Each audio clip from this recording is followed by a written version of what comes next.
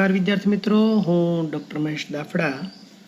मित्रों, આપણે અત્યારે આર્ટિકલ્સ વિશે આપણે અભ્યાસ કરી રહ્યા છીએ। ગઈકાલે મિત્રો મેં આર્ટિકલના બે પ્રકાર છે મિત્રો, એના વિશે વાત કરી હતી।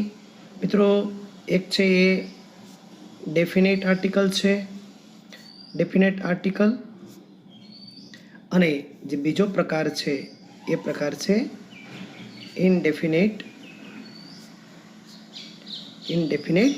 આર્ટિકલ। આના વિશે આપણે ગઈકાલે વાત કરી હતી મિત્રો। આર્ટિકલ એના પ્રકાર બે છે, પણ આર્ટિકલ છે એ કુલ 3 છે। એના વિશે પણ આપણે ગઈકાલે વાત કરી હતી મિત્રો। એ, એન અને ધ, આ 3 આર્ટિકલ છે, આ બેના પ્રકાર છે।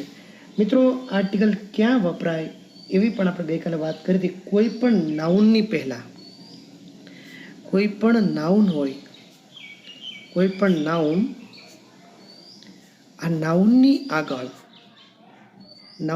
આગળ આર્ટિકલ વપરાય છે। આપણે ગઈકાલે એક ઉદાહરણ પણ લીધું હતું મિત્રો, તમને કદાચ યાદ હોય તો, ધેર ઇઝ એન અમ્બ્રેલા।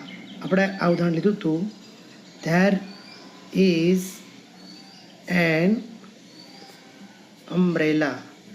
મિત્રો, આપણે એક્ઝામ્પલ લીધું હતું, ધેર ઇઝ એન અમ્બ્રેલા। અહીંયા જે અમ્બ્રેલા છે એ નાઉન છે, અમ્બ્રેલા છે એ નાઉન છે, અને એની આગળ જ્યાં એન આર્ટિકલ મૂકવામાં આવેલો છે, જે તમે જોઈ શકો છો। આ આપણે ગઈકાલે વાત કરી હતી। આ થોડું ગઈકાલનું આપણે થોડું ક્લિયર કરીએ છીએ। પરંતુ મિત્રો, જો નાઉનની પહેલાં જો કોઈ એડજેક્ટિવ હોય, જો નાઉનની પહેલાં જો કોઈ એડજેક્ટિવ હોય, એડજેક્ટિવ એટલે કે વિશેષણ હોય, તો આર્ટિકલ જે છે એ વિશેષણની પહેલાં, એ વિશેષણની આગળ મૂકવામાં આવે છે। સમજાય છે મિત્રો? અહીંયા શું વાત કરીએ આપણે કે જો કોઈ પણ નાઉન હોય તો નાઉનની આગળ આર્ટિકલ મૂકવામાં આવે છે, પણ જો નાઉનની પહેલાં કોઈ એડજેક્ટિવ આવતું હોય, એડજેક્ટિવ એટલે કે વિશેષણ, નાઉનની પહેલાં જો કોઈ એડજેક્ટિવ આવતું હોય તો પછી આપણે જે આર્ટિકલ એ, એન કે ધ, એ કોઈ પણ આર્ટિકલ છે એ આપણે કોની આગળ મૂકશું? એડજેક્ટિવની આગળ મૂકવામાં આવે છે। આપણે એક્ઝામ્પલ લઈએ તો વધારે તમને થોડો ખ્યાલ આવશે। દાખલા તરીકે, this is a red pen. This is a red pen. જો મિત્રો, અહીંયા પેન છે એ નાઉન છે, પણ કેવી પેન? તો કે રેડ પેન। હવે આ જે થયું છે એ વિશેષણ થયું છે, પેન છે એ નાઉન છે, અને એની આગળ રેડ પેન એટલે આ વિશેષણ છે, અને એની આગળ તમે જોઈ શકો છો અહીંયા આપણે આર્ટિકલ મૂકવામાં આવેલો છે, અહીંયા આપણે એ આર્ટિકલ મૂકવામાં આવેલો છે। એટલે આ જે નિયમ છે મિત્રો, એ શું કહેવા માગે છે કે ખરેખર તો નાઉનની પહેલાં આર્ટિકલ આવવો જોઈએ, પણ નાઉનની પહેલાં જો કોઈ વિશેષણ હોય, એને કે એડજેક્ટિવ હોય, તો એડજેક્ટિવની આગળ આપણે આર્ટિકલ મૂકીએ છીએ। સમજાય છે મિત્રો? ત્રીજી વાત કે નાઉન પહેલાં એડજેક્ટિવ હોય તો તેની આગળ આર્ટિકલ, પરંતુ એડજેક્ટિવ હોય તો એડવર્બ હોય। હવે આ 2 નંબરની વાત થઈ, પણ 3 નંબરની વાત એવી છે મિત્રો કે નાઉનની પહેલાં એડજેક્ટિવ હોય અને એડજેક્ટિવ પહેલાં, સમજી લેજો મિત્રો બરાબર, એડજેક્ટિવ પહેલાં જો કોઈ એડવર્બ હોય, નાઉનની પહેલાં એડજેક્ટિવ હોય પણ એડજેક્ટિવની પહેલાં કોઈ એડવર્બ હોય, તો આર્ટિકલ ક્યાં મૂકવો? તો પછી આપણે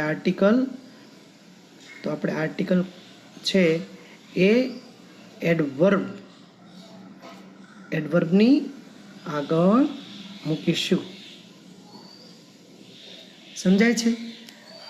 સૌથી પહેલાં વાત એ હતી કે કોઈ પણ નાઉન હોય તો નાઉનની આગળ આર્ટિકલ મૂકવો. બીજી વાત એ હતી કે ભાઈ નાઉન હોય પણ એની આગળ કોઈ એડજેક્ટિવ હોય તો પછી આર્ટિકલ અહીંયા એડજેક્ટિવ આગળ મૂકવો. પણ ત્રીજી વાત એ હતી કે ભાઈ કોઈ પણ નાઉનની આગળ એડજેક્ટિવ હોય પણ એડજેક્ટિવની આગળ કોઈ એડવર્બ હોય તો પછી આપણે આર્ટિકલ જે છે એ કોની આગળ મૂકશું? તો એ આર્ટિકલ આપણે એડવર્બની આગળ મૂકીશું. તો આપણે એક એક્ઝામ્પલ લઈએ. આ પહેલી વાત, બીજી વાત, આ ત્રીજી વાત. દાખલા તરીકે હવે આપણે લખીએ she